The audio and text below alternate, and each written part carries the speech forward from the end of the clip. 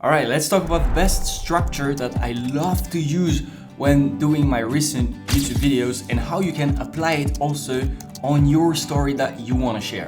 This storytelling structure is used by my biggest influence, and one of them is Life of Riza on YouTube. So it follows 3 steps with an additional one that we can add if needed. So on the first step, we have the hook, where we're gonna introduce a desired result or annoying problems, and also maybe a bold statement. So we can choose between this one, and it will establish the base that we are going to talk about or try to resolve for the whole video. So it means that this is where we start, and at the end of the video we will have fixed what we are talking about in the hook. Then comes the interest peak, where here we want to share curiosity or new perspective of saying that first thing that we want to resolve or talk about.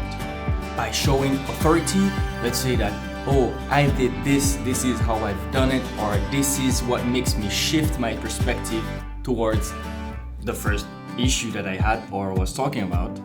And then between this point and the last one, which is the value, there is like the solution or step-by-step framework, or what did we do? Like we understand something on the peak of interest and then we apply it to our lives. So for my YouTube videos about sleep is I understood something at some point, and then how I'm applying it actually to prove it that it's actually working or solving my problem into the way I intended it, or maybe a new way, like, you know, like a twist, like, oh, this didn't work, but actually this was the solution. And this is the big structure.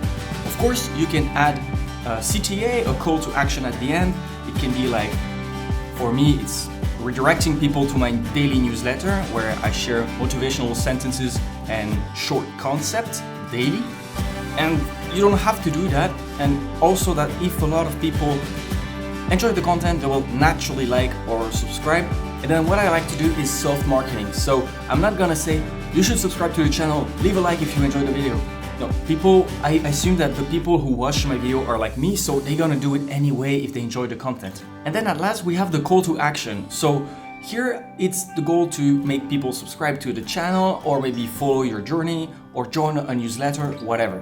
What I like to do is called self-marketing. And so it's giving a reason for the people to actually take that action that we want to. So for people subscribing, I used to say like, this is 27 lessons by 27. If you enjoy the series, you can follow for more. Meaning that if they follow, they're gonna see the next episode. And it's just like, if you enjoy the video, leave a like and subscribe. Because it's like, oh, you know, it's like if you see an ad and it's not well placed in the video, it's just like, oh. So at least for me, and I believe that when I do videos, I attract other people that are like me, so I need to like talk to myself, you know, in a way. Now, how do I write and come up with a good story following that framework? What I like to do is first write any ideas, you know, like not thinking too much about the structure. I have the structure in the head, but the first thing is picking a subject and then seeing to like, okay, this is where I want to go. And then I just building up randomly with like, I can take a note on Post-it, I can go outside and shoot stuff while I'm traveling here in Asia. And then I try to take a step back of all that content, all the things I wrote, all the video I shot, especially the thing I wrote, because it's gonna be the main script. And then maybe a day later or 2 days later, I come back to it and I add more text.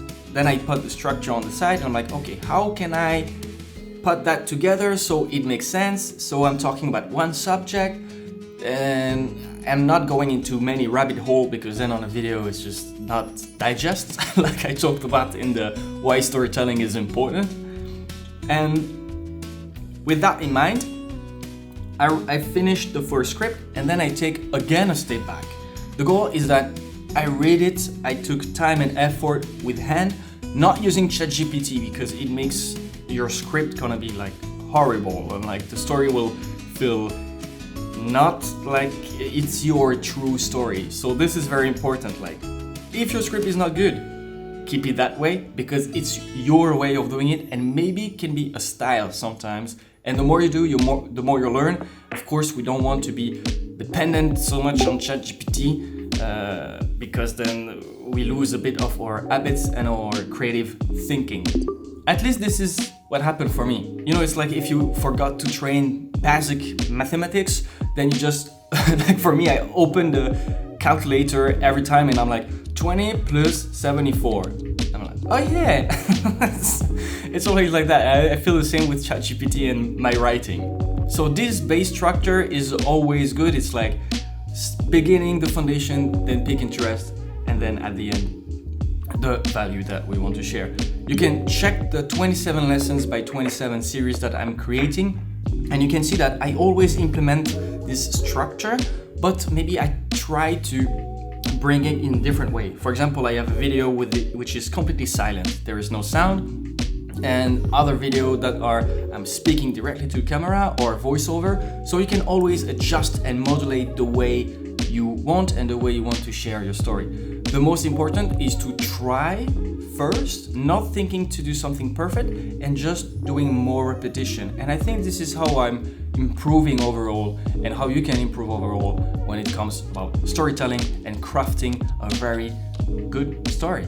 If you want to become a master of storytelling or at least using it for your content, well, I'm trying to learn that too and sharing my progress on this YouTube channel. So you can subscribe for more.